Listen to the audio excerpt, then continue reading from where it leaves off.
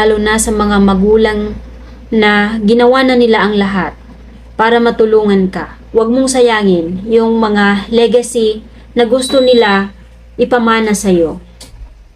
Kahit walang-wala na sila, ubos na kahit pasensya nila, kahit yung luha na nila, inubos na nila sa kakaiyak. Dahil sa hirap, dapat mong tanggapin ng buong puso, ng buong buo, yung legacy na yon na sinusubukan nila i-build kasama ka. In the future, ikaw na naman yung magiging susi ng ibang tao. Alam niyo, napakaganda, napaka-peaceful kapag meron tayong nagagawa.